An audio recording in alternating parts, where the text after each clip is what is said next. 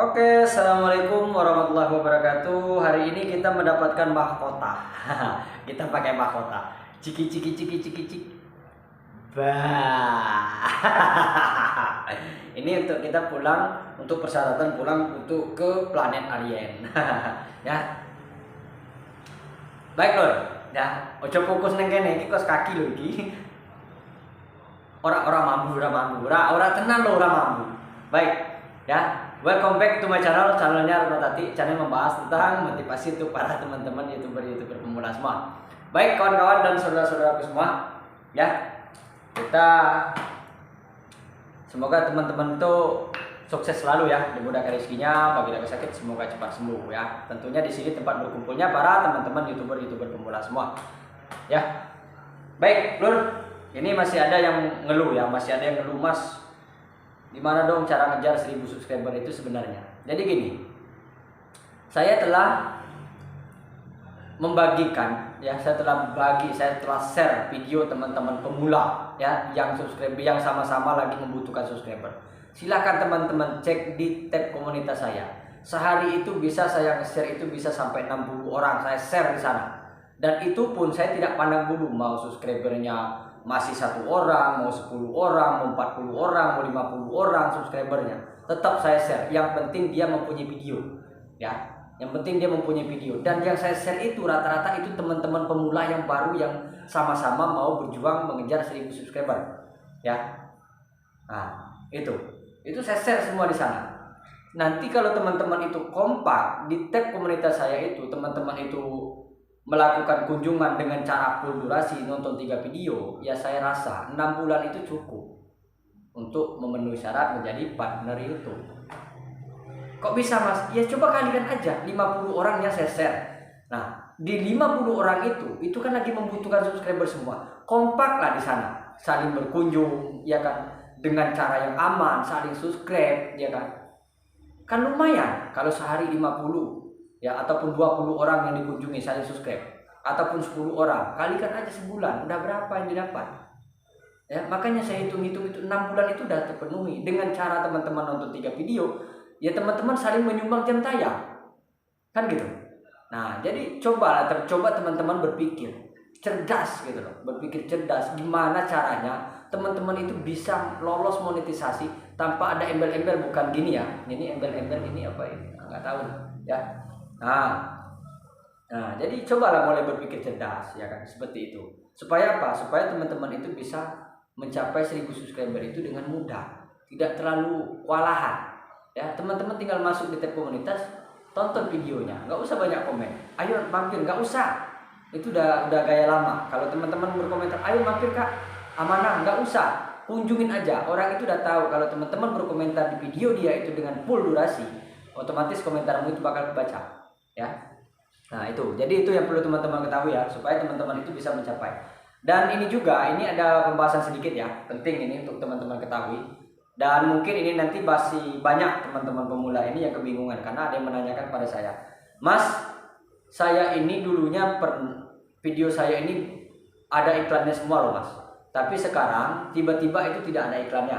Dia bilang gitu kan, iklannya itu tiba-tiba hilang, padahal memang itu akunnya belum termonetisasi ya, tapi sudah ada iklan, dia bilang gitu. Tapi sekarang ini kok nggak ada iklan, apa ini update terbaru dari YouTube atau gimana gitu loh. Nah ini yang perlu teman-teman ketahui ya.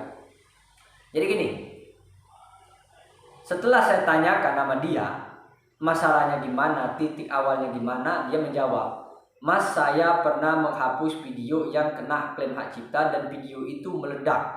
Video itu menyumbang view lumayan, dia bilang gitu. Nah baru kita tahu titik permasalahannya di mana ya. Jadi gini, kalau puncak tayang kita itu ya minimal kita baru dipasang iklan itu puncak tayang, teman-teman bisa lihat di tentang ya, di beranda teman-teman itu, di profil teman-teman itu, lihat di tentang itu puncak tayang video teman-teman itu berapa gitu loh. Seumpama puncak tayangnya kita ambil ya untuk pemula, kita ambil seumpama 10.000 ya. Kalau 10.000 itu kan ada tuh 10.000 kali penayangan, kan ada tuh sumpama ini loh, sumpama. Terus teman-teman menghapus video yang meledak, seumpama ada yang 2000, ada yang 3000 view, otomatis itu kan nyumbang di beberapa kali penayangan. Nah, kalau teman-teman menghapus itu, otomatis itu bakal drop turun meskipun tulisannya masih 10.000. Nah, di saat video itu udah turun, teman-teman berjuang lagi untuk mengangkatnya itu. Ya, untuk mengangkatnya supaya hasil dari penayangan kita itu bisa melewati angka 10.000. Kalau kita tidak bisa melewati itu, otomatis iklan dicabut biasanya iklan itu nggak dipasang. Meskipun video kita udah ditonton 100 kali ataupun 150, bahkan ada yang sampai 700, iklannya tidak muncul. Nah, ini sebenarnya ini nggak terlalu bermasalah gitu, cuman kita nggak ada iklan gitu loh. Tapi kalau kita sudah monetisasi, biasanya tetap ada iklan gitu loh, jadi tidak masalah ya. Nah, kalau teman-teman sudah tahu seperti itu, jadi jangan gegabah ya, jangan gegabah untuk menghapus video-video yang kena klaim hak cipta. Pertimbangkan lagi dulu. Makanya saya bilang, kalau memang itu klaim hak cipta dan itu menyumbang jam tayang yang banyak, menyumbang view yang banyak, kalau masih bisa dibisukan, bisukan. Ya, ini yang saya tahu. Kalau video kita itu telah ditonton lebih dari 59.000, itu biasanya nyumbang jam tayangnya berkisar 1.600-an kalau video 6 menitan ya, video 6 menitan, dan itu masih bisa dibisukan. Kecuali kalau video itu telah menyumbang jam tayang itu berkisar 3.000-an ataupun lebih, dan dia telah menyumbang subscriber juga di video itu berkisar 300 atau 500-an, biasanya sudah tidak bisa dibisukan, cuman bisa dibanding gitu loh ya. Nah, makanya kalau video kita itu meledak, lihat dulu jam tayangnya berapa, masih bisa dibisukan atau tidak. Kecuali kalau sudah tidak bisa dibisukan, baru korbankan ya. Jangan teman-teman gegabah ya, jangan teman-teman gegabah, karena udah banyak ini teman-teman kita ya yang ketakutan cuma gara-gara klaim hak cipta. Nggak usah takut ya, nggak usah takut. Untuk saat ini setahu saya masih aman ya, masih aman ya. Kecuali kalau teman-teman itu ada pelanggaran yang lain gitu ya. Nah, cara mengembalikan iklan itu gimana, Mas? Caranya cuma satu, teman-teman harus bisa melangkah di 10.000 kali penayangan itu. Minimal ini 10.000. Terus teman-teman hapus videonya, otomatis kan turun. Oke, kita hitung di 6.000 lah, ataupun 4.000 atau 9.000 di setiap bulannya itu. Nah, teman-teman harus bisa menaikkan itu kembali. Minimal harus ada langkah. Minimal kalau 10.000 berarti penayangannya naik di 11.000 ya, di 11.000, sekian kali tayang. Nah, itu baru nanti bisa dipasang lagi oleh YouTube biasanya, karena YouTube ini nggak mau rugi gitu. YouTube ini perusahaan, dan perusahaan YouTube ini itu adalah produk Google ya, produk Google, dan iklan itu mereka bayar ke YouTube, dan YouTube juga tidak mungkin dia masang iklan di video yang sudah view-nya redup, bener nggak? Nah, itu saja ya. Apalagi video-video pendek itu kalau itu stabil biasanya tetap dipasang, meskipun di pertama itu nggak ada iklan, biasanya nanti di terakhir ya gitu loh. Dan ada juga video-video pendek yang tidak bisa dipasang iklan ya, karena kenapa? Ya mungkin dia belum memenuhi syarat, belum memenuhi puncak tayang, ataupun puncak tayangnya turun seperti yang saya katakan tadi ya. Ini bisa dijadikan pembelajaran supaya teman-teman itu jangan terlalu buru-buru lah untuk mengambil keputusan di saat ada klaim hak cipta. Pertimbangkan ya, karena apabila itu sudah terjadi, takutnya nanti di saat pengajuan monetisasi iklannya itu nggak terlalu banyak dipasang oleh YouTube gitu loh ya. Di saat teman-teman telah monetisasi, seharusnya video kalau sudah monetisasi itu dipasang itu berkisar 3 di depan, di tengah, di belakang. Yang bisa jadi itu nanti cuma dipasang di depan sama di belakang gitu loh. Itu kan udah suatu kerugian buat kita gitu loh. Nah, jadi buat teman-teman janganlah terlalu buru-buru untuk menghapus video. Perbaiki kalau masih bisa diperbaiki ya. Itu kalau masih bisa diperbaiki, Mas. Dan ini juga ada pertanyaan, Mas, kalau kita mau beralih tema, apakah itu rusak atau tidak, Mas? Nah, jadi gini, ini kita ambil contoh ya. Ini kita ambil contoh, seumpama teman-teman itu awal mulanya kontennya konten game ya. Terus teman-teman sudah tidak nyaman lagi. Ini teman saya Midi Gaming. Dia awalnya gamer ya. Dan itu meledak semua. Tapi dia udah bosan dengan dunia gamenya. Akhirnya dia mau berkarya dengan karya dia sendiri, bukan dari game ya. Akhirnya apa yang saya sarankan? Ya, ini nanti bisa dijadikan pembelajaran buat teman-teman. Ya, kalau memang mau ini, silakan tentukan pilihanmu. Kalau masih mau di game ya silakan di game, karena game ini kalau tidak ada wajah, kalau tidak ada apa-apa biasanya agak susah juga sih lolos monetisasi. Memang berisiko gitu loh, konten-konten seperti itu gitu loh. Akhirnya dia mau beralih. Tapi saya katakan, apabila kita beralih dari game ke video vlog ataupun video yang lainnya, itu yang terjadi penonton kita itu kan otomatis itu kan penonton dari game ya.